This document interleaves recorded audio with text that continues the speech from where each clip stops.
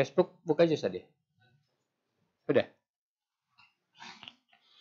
Bismillahirrahmanirrahim. Assalamualaikum warahmatullahi wabarakatuh. Alhamdulillahil jabbaril azim. Allahumma salli wa sallim wa barik ala Rasulillah wa alihi wa ashabihi ajma'in. Amma ba'd.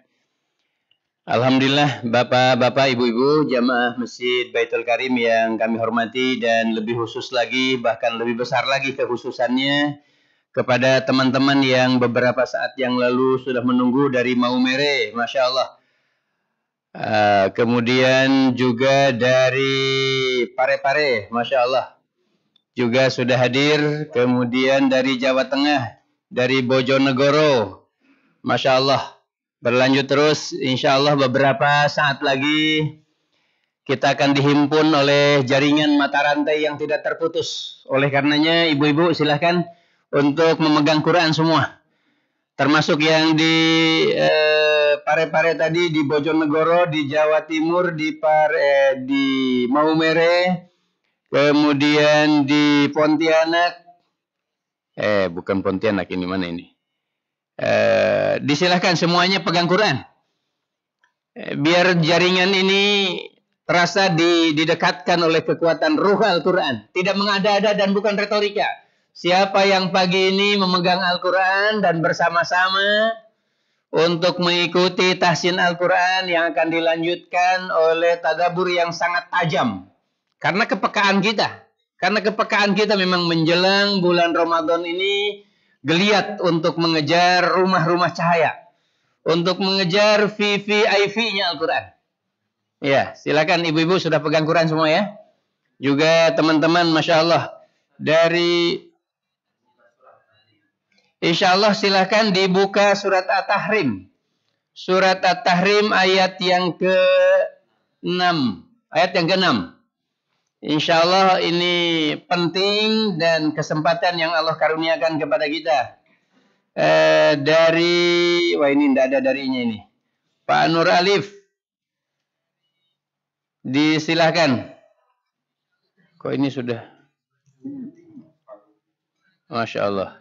Ya, kami tidak bisa absen lagi. Yang penting diabsen oleh Allah. Siapa yang mencintai Al-Quran di bulan menjelang bulannya Al-Quran.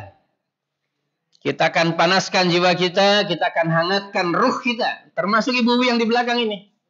Ya, monggo dibuka Qurannya. Jaringan mata rantai spiritual ini, kekayaan umat Islam yang kadang longgar, kadang putus, bahkan terjauh. Kita kembalikan, kita dekatkan, ya, dengan kesiapan dan ketulusan kita. Insya Allah Ustadz Azam akan memulai pada kesempatan ini untuk bersama-sama dengan kita. Ya, silakan sekali lagi dibuka surat At-Tahrim. Surat At-Tahrim ayat yang ke-6. Ayat yang ke-6. Ya. Baik, saya kira ini pengantar dari kami. Sekali lagi semoga jiwa-jiwa kita diberikan keikhlasan oleh Allah Subhanahu wa taala untuk kemudian merasakan nikmatnya bersaudara dalam jaringan masyarakat berquran.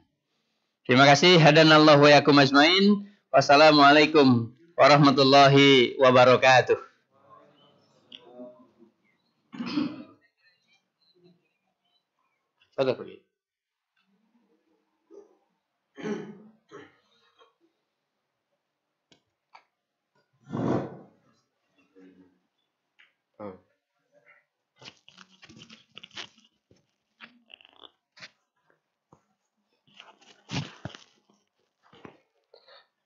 Bismillahirrahmanirrahim. Assalamualaikum warahmatullahi wabarakatuh. Alhamdulillahi rabbil alamin. Wassalatu wassalamu ala ashrafil mursalin wa ala alihi wa ashabihi ajma'in. Amma ba'd. Subhanaka la ilma lana illa ma 'allamtana innaka antal alimul hakim. Allahumma 'allimna ma yanfa'una wanfa'na bima 'allamtana wa zidna ilman wa 'amalan ya 'alim.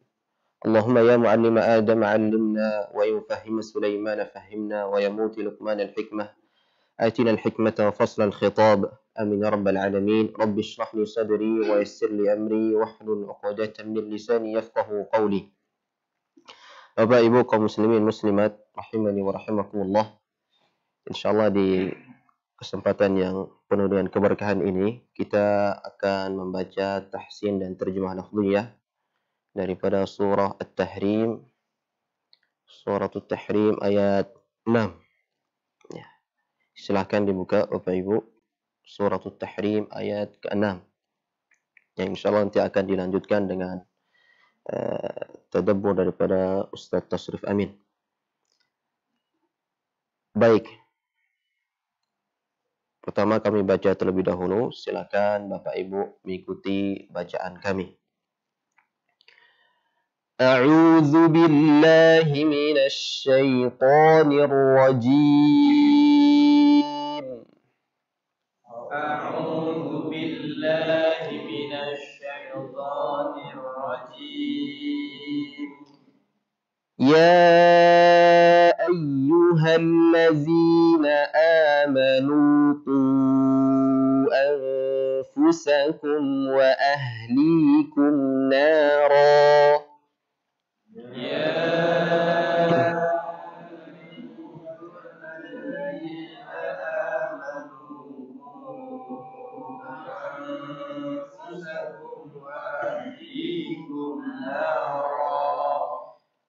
قوا أنفسكم وأهليكم نارا وقودها الناس والحجارة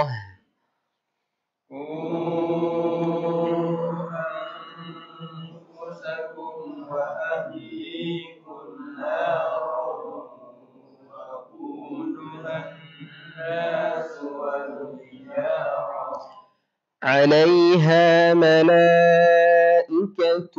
غلاظ شداد لا يعصون الله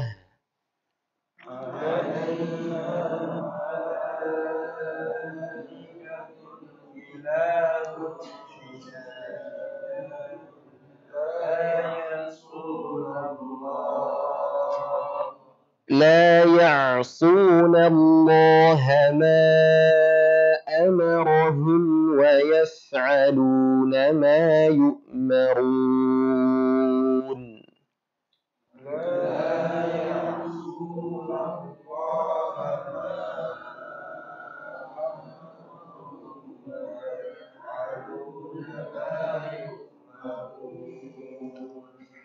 Baik, kami jelaskan sedikit beberapa poin penting atau beberapa kalimat yang sering kita terjadi kesalahan di dalamnya. Mau diperhatikan di kalimat amanu, di situ bisa kita lihat ada nun berharakat dhammah, setelahnya ada wawu sukun, artinya bahwa di situ ada mad tabi'i, huruf maddiyah. Ya. Dalam kaidah tajwid, ya, bahwa huruf-huruf atau hukum huruf-huruf maddiyah, huruf-huruf yang panjang, ya, entah itu mad tabi'i, mad wajib, mad jaiz, semua huruf panjang itu tidak boleh dikeluarkan lewat hidung. Tidak boleh dikeluarkan lewat hidung. Jadi huruf-huruf maddiyah itu wajib dikeluarkan daripada al-jawuf. Apa itu al-jawuf? Al-jawf itu faraghat dakhil fil fami wal halqi, rongga kosong yang berada di tenggorokan dan di mulut. Dia makhraj yang paling luas. Jadi bukan dari hidung. Di saat kita membaca amanu, kalau dikeluarkan lewat hidung, maka bacaan kita menjadi salah. Bagaimana kita mengetahui masuk hidung atau tidak? Di saat kita membaca amanu, nu, kalimat nu, itu silahkan dipencet hidungnya. Kalau Bapak Ibu merasa bisa dipencet hidungnya kemudian berubah suaranya, maka itu bisa dipastikan masuk hidung dan itu salah. Amanu, berubah suaranya, maka itu salah. Amanu, tidak berubah suaranya, itu benar. Ya, jadi sudah maksimal keluar daripada al-jawf. Ya, silakan Bapak Ibu, saya baca diikuti kemudian sambil dipencet-pencet hidungnya di kalimat nu terakhir. Ya. Amanu. Ya. Semoga Bapak Ibu tidak salah, tidak berubah suaranya. Baik. Kemudian berikutnya diperhatikan kalimat ghiladun syidad. Ghiladun syidad. Di situ ada dha berharakat dhammatain, ya, berharakat dhammatain bertemu dengan shin, maka ada hukum ikhfa hakiki. Kemarin sudah kami jelaskan bahwa suara dengung di hukum ikhfa itu melihat huruf ikhfa'nya atau huruf setelah nun sukun atau tanwin itu. Kalau kita temukan setelah nun sukun atau tanwin huruf yang tipis, maka suaranya ditipiskan. Begitu sebaliknya kalau kita bertemu dengan huruf yang tebal, huruf ikhfa yang tebal, maka ditebalkan. Nah, di sini agak susah. Ghiladun syidad, di situ dhammatain bertemu shin. Tentu shin huruf yang tipis, maka suara dengungnya ditipiskan. Akan tetapi yang jadi susah karena di situ ada huruf dha. Ghiladu, ya, yang mana huruf dha adalah huruf yang tebal, termasuk daripada huruf isti'la. Maka dha ditebalkan, ghiladu, tapi penahanan atau gunnah, ya, di hukum ikhfa ini ditipiskan. Cara bacanya ghiladun-shi, ghiladun-shi. Jadi dha tebalkan, kemudian langsung berubah di suara dengung menjadi tipis, ya, karena shin adalah huruf yang tipis. Baik, kami baca, silakan diikuti. Ghiladun syidad. Sekali lagi, dha-nya ditebalkan. Ghiladun syidad. Baik, berikutnya la ya'suna. Kalimat la ya'suna, di situ ada huruf ain, kemudian ada huruf shad. Diperhatikan ada huruf shad. Banyak kesalahan di antara kita membaca huruf shad mirip dengan huruf sin. Ini harus dibedakan antara shad dengan sin. Walaupun satu makhraj, satu tempat keluarnya, akan tetapi berbeda di sifatnya, Jadi sifatul huruf itu artinya cara mengucapkan huruf dari tempatnya. Makharijul huruf, tempat keluarnya huruf, sedangkan sifatul huruf, cara mengeluarkan huruf dari tempatnya. Berbeda sifatnya, salah satu yang mencolok, yang mendasar di shad dengan sin, yaitu ditebal, sifat isti'la. Bahkan shad bukan hanya isti'la sifatnya, disebut dengan i'tobaq dalam ilmu tajwid. I'tobaq itu artinya bapaknya tafkhim, ya, tebalnya tebal. Ya, dia tebalnya tebal. Maka harus ditebalkan. Mari kita baca ya'suna.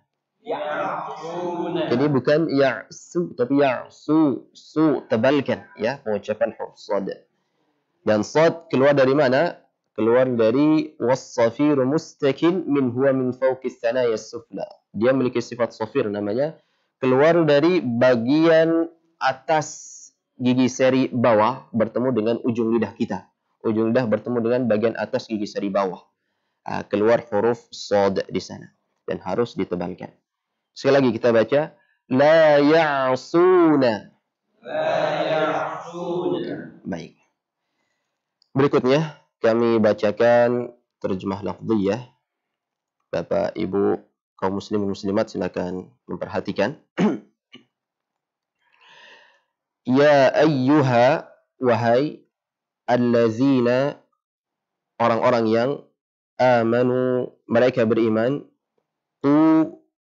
peliharalah oleh kalian anfusakum, diri kalian, wa ahlikum, dan keluarga kalian, naro, api neraka, waquduha, dan bahan bakarnya, annasu, manusia, wal hijaratu, dan batu-batu, alaiha, atasnya, malaikatun, malaikat, ghiladun, yang kasar, syidadun, yang keras, la, tidak, ya'suna, mereka mendurhakai, Allah, ma, apa-apa yang, amarahum, diperintahkannya kepada mereka, wa yaf'aluna, dan mereka mengerjakan, ma, apa-apa yang, yu'marun, mereka diperintahkan. Baik, berikutnya kami baca, silakan diikuti Bapak Ibu kaum muslimin muslimat. Ya ayyuha, wahai allazina, orang-orang yang amanu, mereka beriman,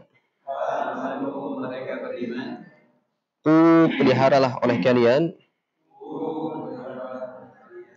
anfusakum, diri kalian,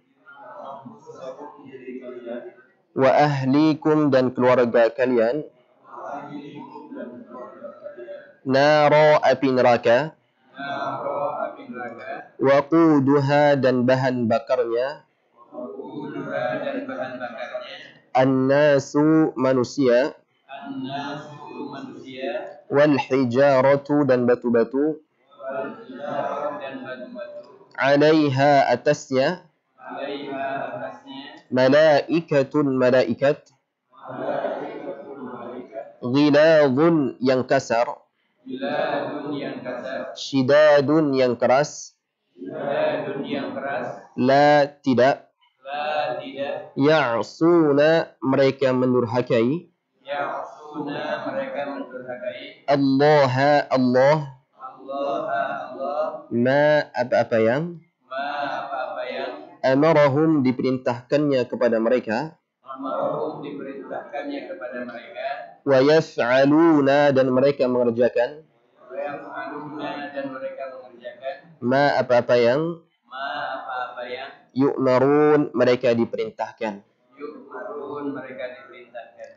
Baik. Kaum muslimin muslimat, mungkin ini yang bisa kami sampaikan. Hadanallah wa ikum ajma'in wa akhiru da'wana alhamdulillahi rabbil alamin. Assalamualaikum warahmatullahi wabarakatuh.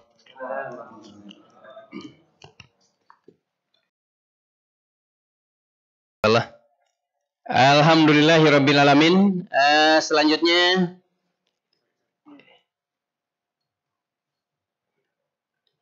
Selanjutnya insyaallah jangan dulu dilepaskan Qurannya, Bu. Ibu, Bapak yang di Timika, Papua, Nganjuk. Oh, justru ini mau disampaikan. Oh, nanti aja Pak Tasrif. Ya. Yeah. Oh, gitu.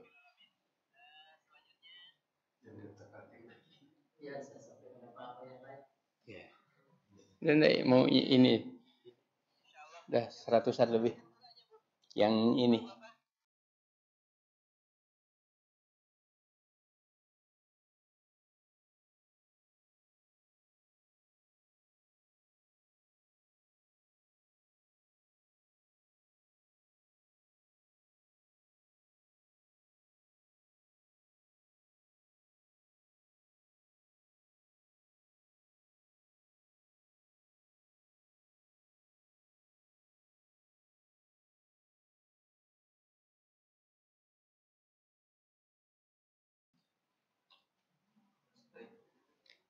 Alhamdulillahirrabbilalamin. Selanjutnya insyaallah Pak Tasrif akan mempertajam dan salah satu pintu hikmah dari Al-Quran adalah lewat tadabur.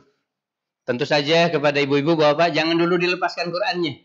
Jaringan mata rantai spirit ini adalah bagian dari kekayaan kita semua. Silakan pada Ustadz Tasrif. Juga ini teman-teman sudah pada hadir 120 yang terikat langsung dengan komentar dan nonton yang bersamaan dengan suami dan istri tentu lebih banyak lagi di sana. Disilahkan dengan hormat.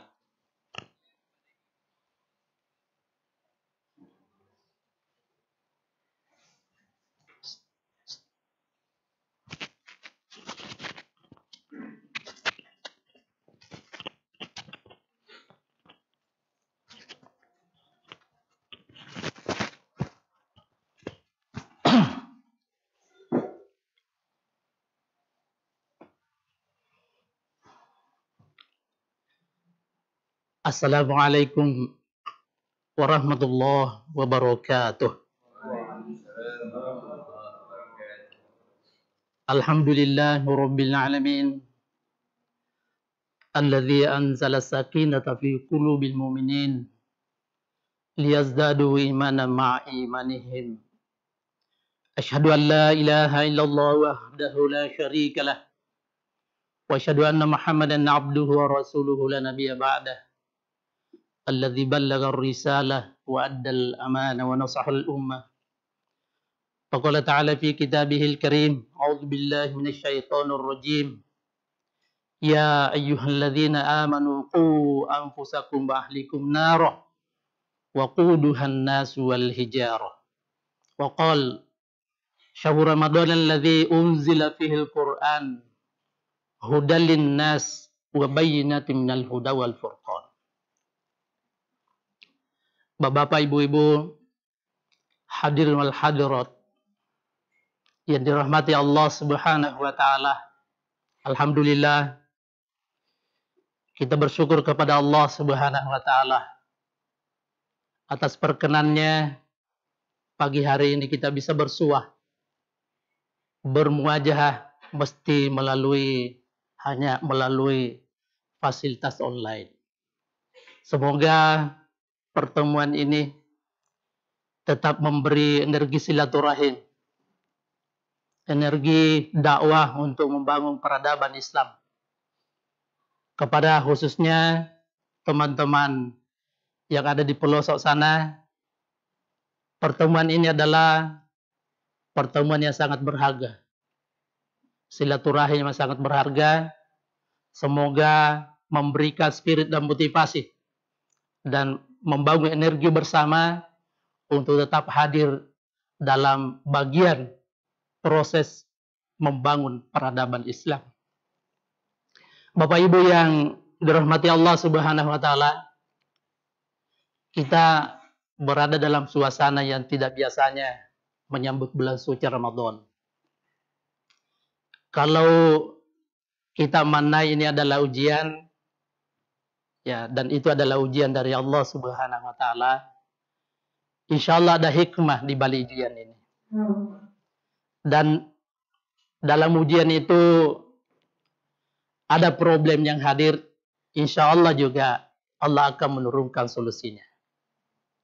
Sebagaimana yang kita yakini, wa may yattaqillaha yaj'al lahu makhraja, bahwa ketika sudah hadir nilai-nilai takwa pada diri manusia, insya Allah Allah akan memberikan banyak solusi dalam menyelesaikan persoalan itu. Dan ini kita berharap dalam menyambut dan proses interaksi kita dengan bulan suci Ramadan, nilai-nilai takwa itu memang kita bisa kuatkan sehingga ujian ini dan problem yang kita hadapi Allah beri solusinya, insyaallah.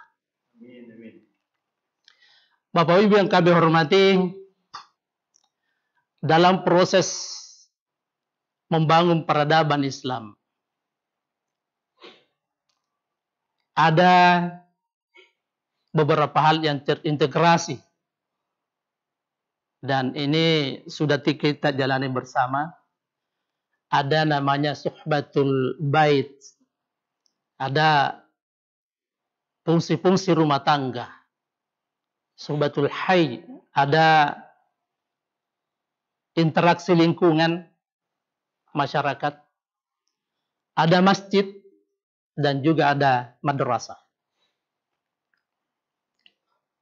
Semua pilar ini memiliki muatan dalam proses hadirnya sebuah peradaban. Satu di antaranya tidak fungsional, berarti transformasi peradaban itu akan menjadi tidak utuh. Misalnya rumah, dia adalah menjadi lembaga pendidikan utama dan pertama. Wa anzir ashiratakal aqrabin.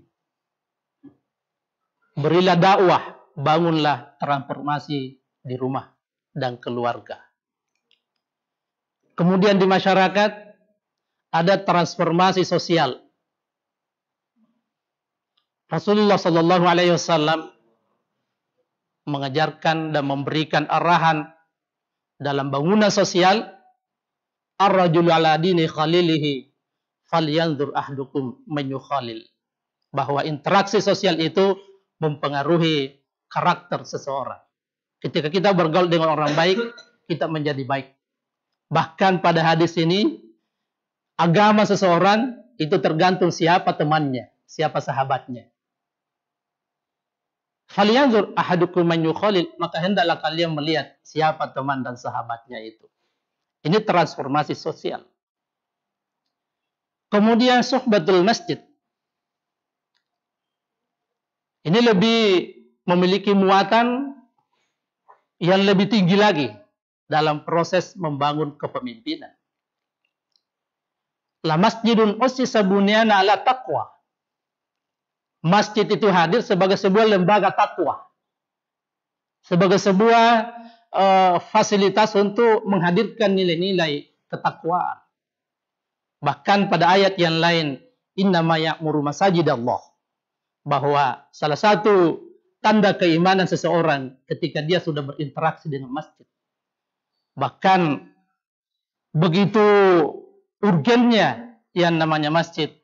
Rasulullah sallallahu alaihi wasallam menyampaikan, "Idza ra'aitumur rajula ya'tadul masjida fashhadu lahu bil iman." Bila kalian melihat orang mondar-mandir atau terbiasa ke masjid, fashhadu lahu bil iman, saksikan bahwa dia beriman. Berikutnya tentang madrasah. Dalam membangun profesionalitas itu harus ada madrasah. Tapi kalau kita rujuk lebih jauh, sesungguhnya madrasah ini adalah pengembangan dari sebuah halaqah.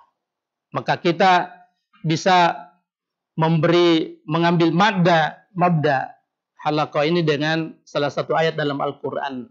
Walakin kunu rabbaniyin bima kuntum tu'allimunal kitab wa bima kuntum tadrusun. Kehadiran guru, kehadiran muallim itu dalam rangka menghadirkan generasi rabbaniyin yang mereka punya ilmu dan juga mereka memiliki ketaatan kepada Allah Subhanahu wa taala. 4 hal ini semuanya harus bersinergi dalam membangun sebuah peradaban atau peradaban Islam. Nah, hari ini atau suasana ini tidak semuanya bisa maksimal. Apalagi di bulan suci Ramadan, suasana seperti ini, masjid itu penuh dengan kegiatan menyambut bulan suci Ramadan. Di masyarakat banyak ziarah, banyak kunjungan, banyak silaturahim. Di sekolah banyak peskil dan lain-lain. Itu tahun-tahun sebelumnya. Tiba-tiba tahun ini itu kita hadir dalam suasana yang lain. Yang fungsional satu-satunya yang bisa dimaksimalkan adalah rumah tangga.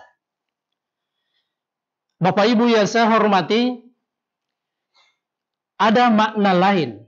Dan itu yang kita katakan tadi, hikmah dari suasana ini. Seakan-akan Allah mengarahkan kita bahwa kembalilah ke rumah. Bagi para pelajar, para penuntut ilmu, kembalilah ke rumah. Karena sesungguhnya rumah itulah lembaga pendidikan yang paling menentukan benar tidaknya masa depannya seseorang. Manusia lahir membawa fitrah. Dan fitrah ini adalah hasil perjanjian primordial dia dengan Tuhannya.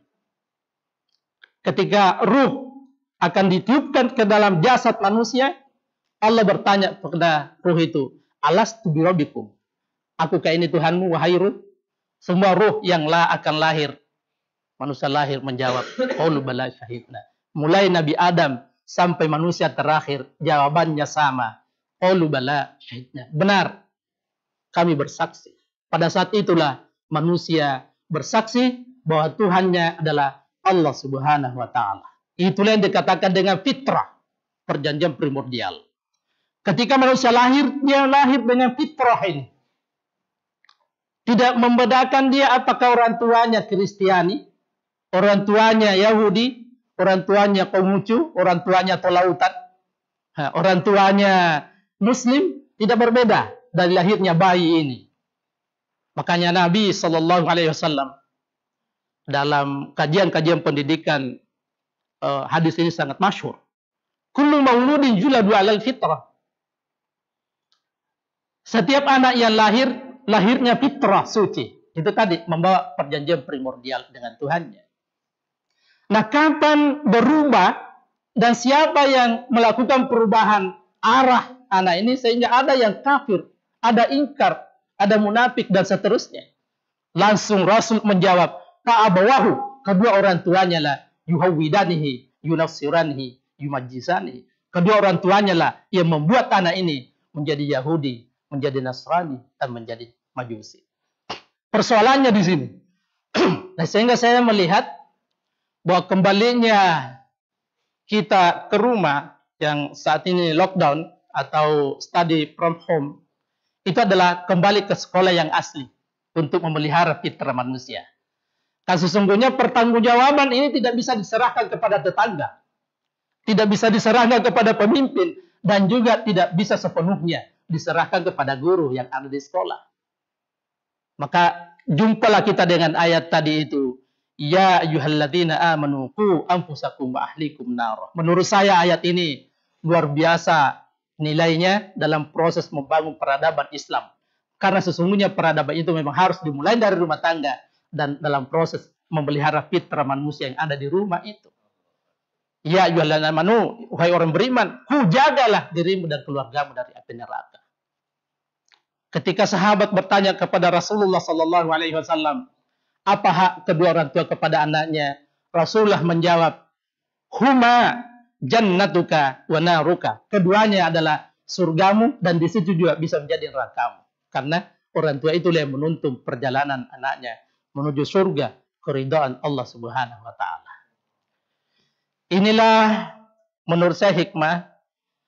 Kita harus sadar diri sebagai orang tua, ada tanggung jawab yang belum tuntas untuk anak-anak kita. Dan jangan dianggap beban anak itu kembali ke rumah. Ada diskusi lewat WA, ini gurunya kok tidak mengatur dengan baik pembelajaran anak-anak di rumah. Iyalah untuk pembelajaran kognitif bisa. Tapi kalau pembelajaran menyangkut karakter, ibadah, dan seterusnya, ambil alihlah orang tua itu. Syukurlah anaknya kembali ke rumah 2-3 bulan. Mudah-mudahan 2-3 bulan ini bisa membayar utangnya yang tidak lunas waktu anaknya masih balita di rumah. Saya bilang begitu sama istri dan anak-anak di rumah. Saya akan membayar utang 2-3 bulan ini karena ada yang tidak tuntas waktu kalian masih bayi tinggal di rumah. Makanya Abdullah Nasiulwan menyampaikan pendidikan yang gagal itu adalah pendidikan seorang anak masuk SD belum memiliki ijazah rumah tangga. Karena pendidikan yang paling utama pertama adalah rumah tangga. Masa 6 bulan anak di rumah tidak memiliki karakter. Nah, ini tanggung jawab pertama utama bagi orang tua. Nah, waktu kita terbatas. Ya. Apa yang akan kita hadirkan di rumah selama 2-3 bulan ini? Khususnya di bulan suci Ramadan.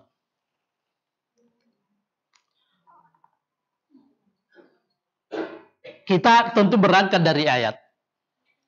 Innal ladzina yatluna kitaballah wa aqamus shalah wa anfaqu mimma razaqnahum sirran yarjuna tijaratan lan tabur. Itu ayatnya. Dan saya lihat Abdullah Nasiulwan juga menyampaikan 3 hal untuk memperdayakan rumah itu. Ada 3 hal yang hidup di rumah. Yang pertama adalah menyangkut interaksi dengan Al-Quran.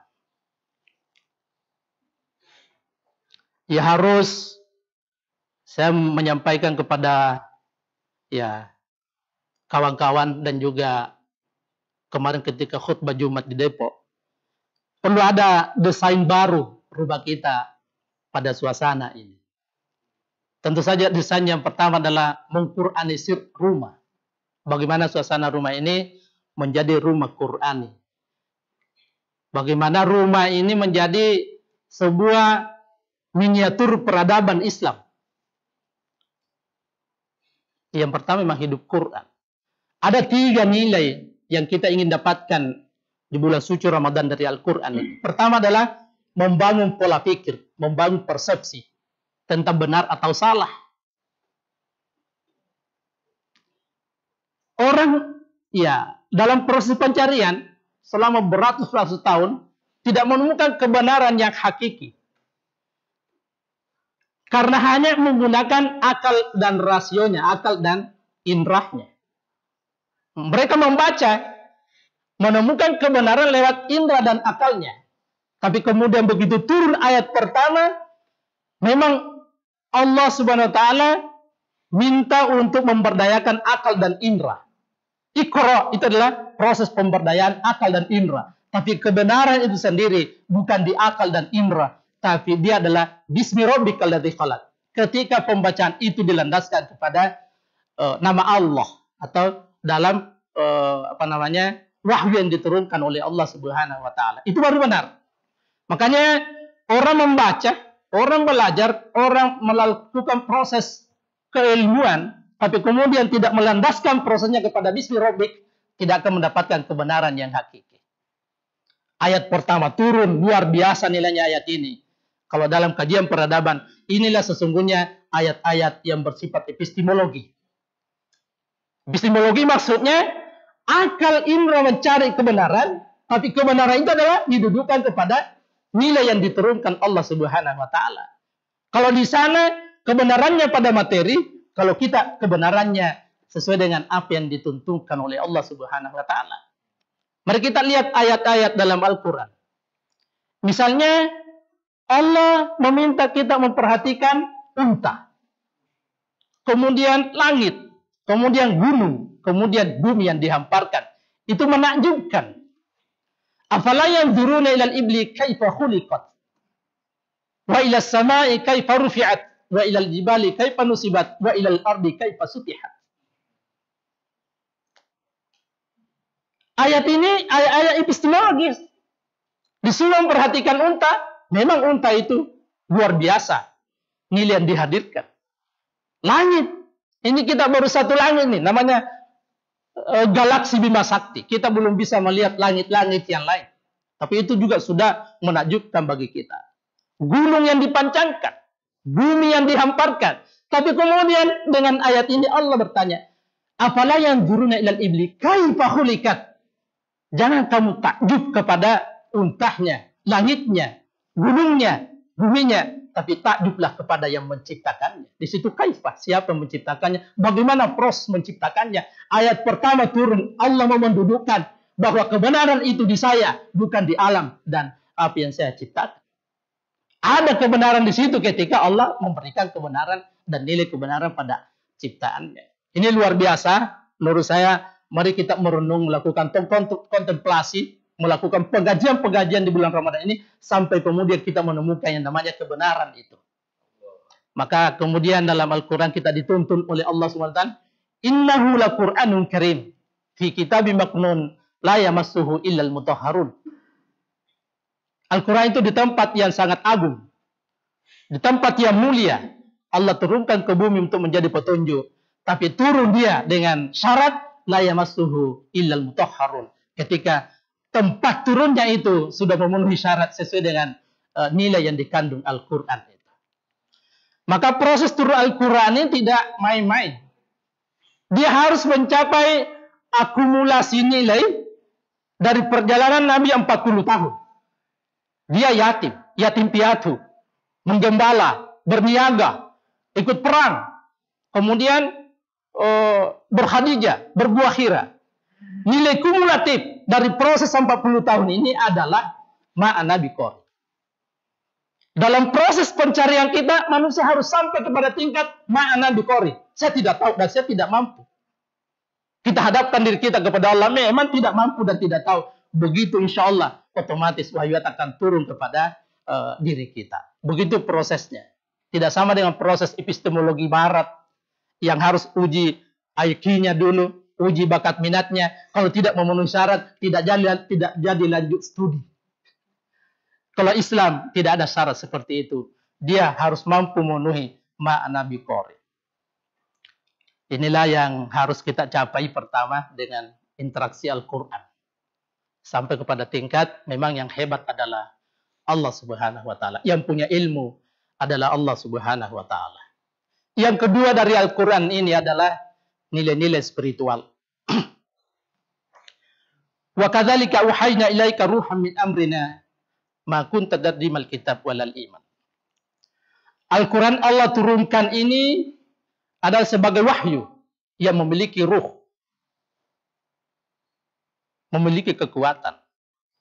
Maka tidak salah kemudian perang-perang kital yang terjadi dalam perjalanan Nabi, pemimpin umat ini, dan kemenangan-kemenangan yang spektakuler, itu memang dicapai di bulan suci Ramadan. Karena injeksi nilai Quran begitu kuat kepada para sahabat ketika itu.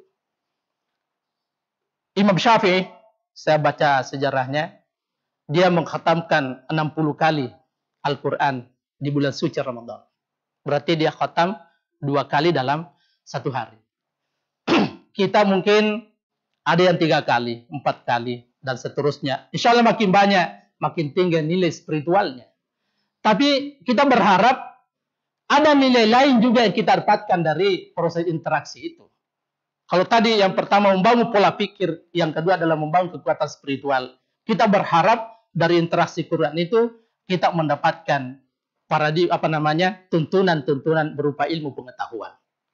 Kita mau mendapatkan dari Quran itu gambaran peradaban secara utuh dari ayat-ayat Al-Quran. Kalau kita mampu khatam 6 kali dalam 1 bulan, pastikan 1 kali kita khatam dengan terjemahannya. Sehingga kita ini kan bukan orang Arab. Tidak semua bisa menangkap langsung makna Al-Quran. Insya Allah, kalau kita 6 kali, 1 kali diantaranya adalah kita khatamkan dengan terjemah Al-Quran itu. Baru kita bisa menangkap mulai Al-Fatihah sampai selesai. Itu kita bisa menangkap makna-makna yang terkandung dalam Al-Quran.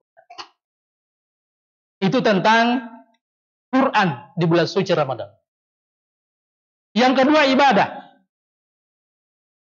Ibadah yang paling standar adalah jadwal salat. Makanya saya sampaikan bahwa di rumah ini semua kepala keluarga harus membuat jadwal salat untuk menjadi standar jadwal kegiatan yang lain. Inna salata kanat 'alal mu'minina kitaban mawquta. Memang salat itu ditentukan waktunya oleh Allah, itu patokan. Tidak 5 waktu. Bagi seorang mujahid tidak 5 waktu. Harus ada jadwal malamnya. Apalagi di bulan suci Ramadan. Hafsah, istri Nabi, menceritakan kepada Rasulullah SAW pengaduan Abdullah bin Umar tentang mimpinya yang kurang baik. Ya, tidak usah saya sebutkan mimpinya itu. Tapi kemudian Rasul menjawab dengan jawaban sangat singkat. Nimar rajulu Abdullah. Abdullah akan menjadi sebaik-baik orang ketika laukana yusalli minal lail, ketika dia bisa menjaga malam-malamnya. Di hadis itu disebutkan oleh Salim radhiyallahu an, tidak pernah Umar bin Khattab meninggalkan malamnya, salat malamnya ketika mendengarkan hadis Rasulullah yang dibacakan tadi. Jadi luar biasa ya. Ketika anak kita pulang membawa ilmu pengetahuan, pulang dengan banyak gelarnya dan seterusnya, itu perlu memang dievaluasi bagaimana ibadahnya. Karena saya tadi malam membuka ungkapan atau atar dari Abdullah ibnu Mas'ud. Ini cukup menggores saya. Ungkapannya begini. Kami dulu begitu gampang mengamalkan Al-Quran, tapi agak susah menghafal lafaz-lafaz dari Al-Quran. Generasi sesudah kami begitu mudah menghafalnya, tapi agak susah mengamalkannya. Saya bawa asarnya, saya bawa di sini. Artinya, ini mungkin tabiat regenerasi. Dari pertama ke kedua memang seperti itu. Tapi jangan terjadi di tengahnya itu. Tidak menghafal kemudian tidak beribadah. Itu yang berat. Jadi kita dua saja. Bahwa generasi salaf itu memang mudah betul mengamalkan dan kemudian agak berat untuk menghafalnya. Tapi generasi sesudahnya begitu mudahnya menghafal, tapi agak berat untuk mengamalkannya. Tidak usah kita kasih contoh ya, tapi kita rasakanlah dalam perjalanan transformasi ini, ya di rumah saya kan ada penghafal Quran juga. Di mana-mana juga ada penghafal Quran. Tapi kita berharap hafalannya itu seimbang dengan amalnya nanti, insyaallah. Nah, ini tentang Quran. Jadi memberi kekuatan spiritual. Yang ketiga adalah keilmuan tadi itu. Ya, karena begitu Iqra alladzi 'allama bil qalam 'allamal insana ma lam ya'lam, bahwa Allah mengajarkan ilmu dengan 2 cara. Ada dengan tanazul langsung, ada dengan proses ikhtiyari. Itu kemudian dalam rangka kita memahami ilmu Allah Subhanahu wa taala. Jadi bukan sekedar spiritualnya, tapi juga kita berharap ada ilmu yang kita dapatkan dari proses interaksi dengan Al-Quran. Yang ketiga, yang harus hadir di rumah adalah bangunan adab. Adabani Rabbi fa ahsana ta'dibi. Bahwa sesungguhnya pendidikan adalah pendidikan membangun adab, membangun karakter. Bagaimana sih sesungguhnya karakter itu? Ibnu Miskawi, seorang filosof dan ilmuwan, menyampaikan definisi karakter begini. Al-khuluqu halun nafsi da'iyatan laha ila aqliha min ghairi fikrin wala ruhiyatin. Akhlak itu adalah sesuatu yang tertanam dalam jiwa, yang membuatnya dia melakukan sesuatu tanpa berpikir dan tanpa ada pertimbangan. Itu lahir secara otomatis. Tulus ikhlas. Misalnya kita letakkan uang di meja, kemudian berhari-hari di situ anak kita tidak mengambilnya dan sudah lewat melihatnya, ada kebutuhannya, kita bisa menduga, oh anak ini sudah insya Allah tumbuh karakternya. Tapi disimpan 1-2 jam hilang, ini cacat karakternya ini. Cacat karakternya ini, ya. Tapi itu masih bisa kompromi kalau HP dipinjam anaknya. Tapi kalau ini hilang, artinya kalau dia sudah sempat berpikir atau melakukan pertimbangan, itu menurut Ibnu Miskawi itu sudah cacat karakternya. Karena sudah ada gangguan-gangguan dalam jiwanya. Inilah menurut saya nilai yang harus ditanamkan. Adab yang harus ditanamkan kepada anak-anak kita. Kita ingin anak itu diperintah sami'na wa ta'na. Kita mau kader-kader ini diperintah sami'na wa ta'na. Ke Papua berangkat, ke Sumatera berangkat, ke Sudan berangkat, kemana-mana berangkat. Tidak ada pertimbangan. Kalau dia adalah karakter, pokoknya ada perintah. Kalau itu kebaikan, dia berangkat.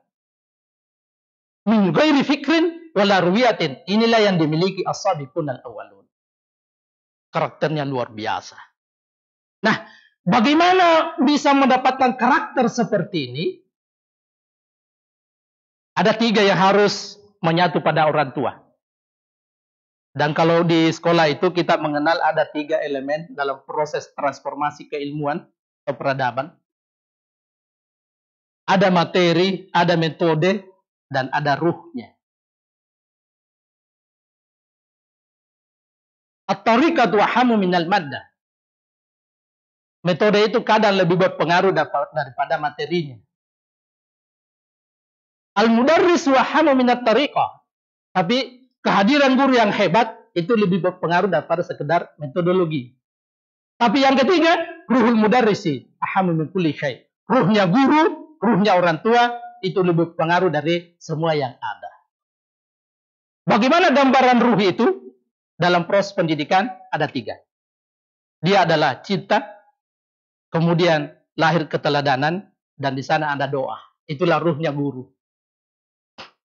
Masya Allah, kalau 3 variabel ini tentang ruh, guru dan orang tua hadir, insya Allah itu akan sampai kepada anak yang namanya karakter.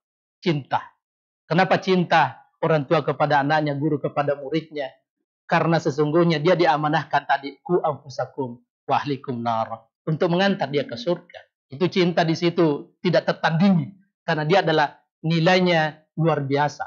Nilai transformasinya luar biasa terkait dengan ridho Allah dan juga suryanya Allah Subhanahu wa taala.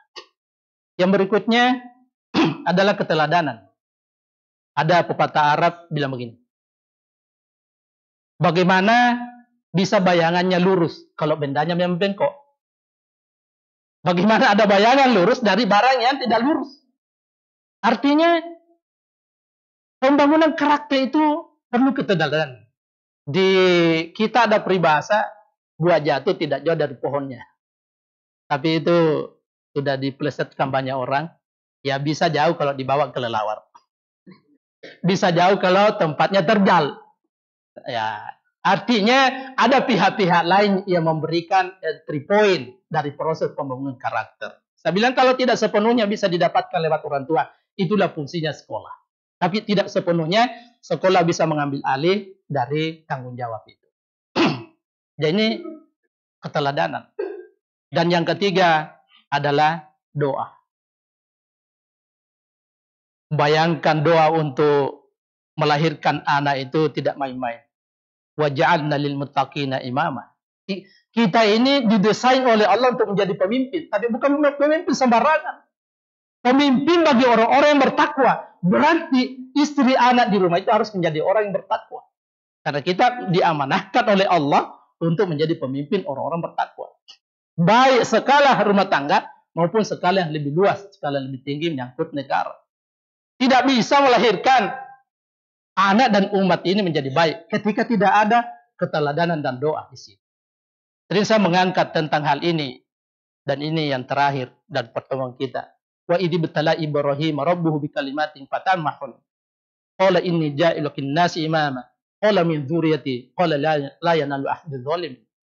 Ketika Ibrahim tuntas menyelesaikan ujian-ujiannya dari Allah Subhanahu wa taala, kemudian Allah mengangkatnya, inni ja'iluka lin-nasi imama. Wahai Ibrahim, kami angkat kamu menjadi pemimpin bagi seluruh umat manusia. Ibrahim berpikir, iya boleh saja, tapi kalau hanya saya, bagaimana selanjutnya? Akhirnya Ibrahim berdoa, qala wa min dzurriyyati, anak keturunanku juga ialah jadikan pemimpin. Tapi Allah menjawab, qala la yanalu ahdi dzalimin, kepemimpinan yang tidak diamanahkan kepada orang-orang yang zalim. Baik tingkat keluarga maupun tingkat negara, kepemimpinan itu tidak berhak kepada orang-orang yang zalim. Karena itu adalah proses transformasi dalam membangun peradaban.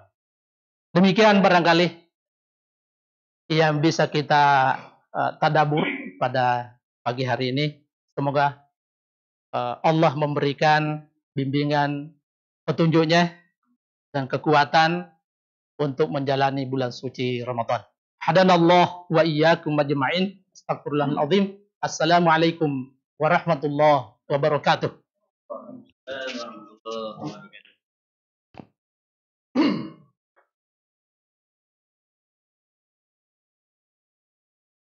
Alhamdulillahirrabbilalamin. Uraian sederhana, hikmah yang dahsyat. Kalau kemudian bukan hanya menjadi ilmu, tapi menjadi komitmen dan akan lebih kuat lagi.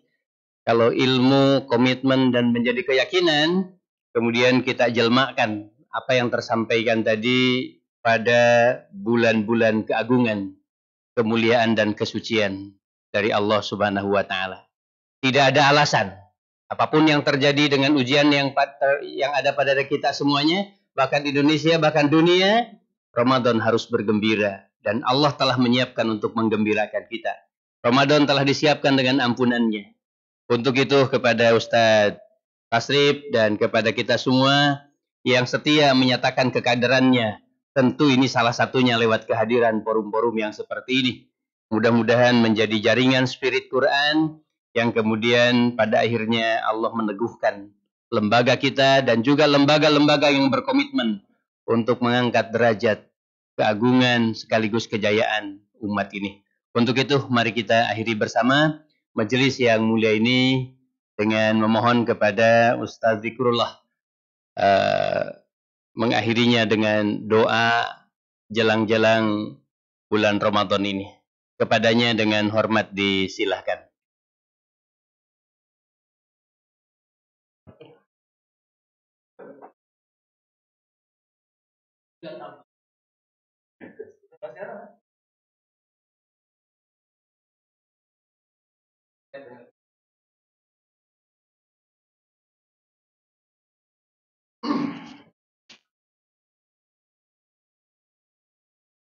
Al-Fatihah.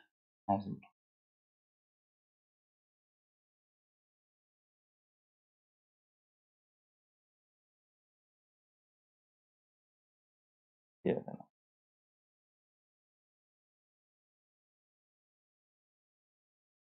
Alhamdulillahirabbil alamin, hamdan na'imin, hamdan syakirin, hamdan yuafi wa yukafi mazidah. Ya Rabbana lakal hamdu kama yanbaghi li jalali wajhikal karim wa 'azimi sultan. Allahumma shalli ala sayyidina Muhammad wa ala alihi wa sahbihi ajma'in. Allahumma rabbana zalamna anfusana wa illam taghfir lana wa tarhamna lanakunanna minal khasirin. Rabbana la tuzigh qulubana ba'da idh hadaitana wa hab lana min ladunka rahmah إنك أنت الوهاب. اللهم أنت ربي لا إله إلا أنت خلقتني وأنا عبدك وأنا على عهدك ووعدك ما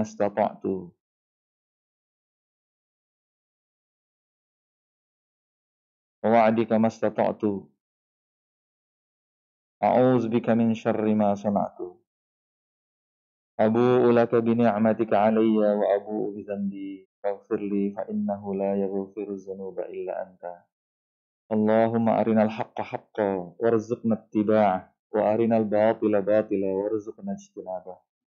اللهم قسم لنا من خشيتك ما تحول به بيننا وبين معصيتك ومن طاعتك ما تبلغنا به جنتك ومن اليقين ما تهون به علينا مصائب الدنيا ومتعنا بأسمائنا وأبصارنا وقوتنا ما أحييتنا واجعله الوارث منا واجعل ثأرنا من ظلمنا وانصرنا من عادانا ولا تجعل مصيبتنا في ديننا ولا تجعل الدنيا أكبر همنا ولا مبلغ علمنا ولا تجعل الدنيا أكبر همنا ولا مبلغ علمنا ولا تجعل الدنيا أكبر همنا ولا مبلغ علمنا ولا تسلط علينا من لا يرحمنا. اللهم أعز الإسلام والمسلمين وأهلك الكفرة والمشركين. اللهم انصر من نصر الدين واخذل من خذل المسلمين. اللهم انصر إخواننا المستضعفين المظلومين في كل مكان وفي كل زمان. اللهم انصرنا في بيت المقدس. اللهم انصرنا في بيت المقدس. اللهم انصرنا في بيت المقدس. اللهم انصرنا في سوريا، في أفغان، في شيشان، في كشمير، في فتاني، في منداناو، في يمن، في ميانمار، في شنجيانغ، في كل مكان وفي كل زمان. اللهم وحد صفوف المسلمين في كل مكان وفي كل زمان. اللهم إنا نسألك رضاك والجنة ونعوذ بك من سخطك والنار. اللهم إنا نسألك علما نافعا وقلبا خاشعا ولسانا ذاكرا ودينا قيما ويقينا صادقا ورزقا واسعا حلالا طيبا مباركا. اللهم ارفع عنا من المرض والوباء والبلاء قبل رمضان يا رب العالمين. اللهم بارك لنا في شعبان وبلغنا رمضان. اللهم اغفر لنا ذنوبنا وإسرافنا في أمرنا وثبت أقدامنا وانصرنا على القوم الكافرين. اللهم إنا نعوذ بك من عذاب جهنم ومن عذاب القبر ومن فتنة المحيا والممت ومن شر فتنة المسيح الدجال. ربنا آتنا في الدنيا حسنة وفي الآخرة حسنة وقنا عذاب النار وأدخلنا جنة مع الأبرار يا عزيز يا غفار يا رب العالمين. وصل اللهم على محمد وعلى آله وصحبه وسلم آمين يا رب العالمين. Assalamualaikum warahmatullahi wabarakatuh.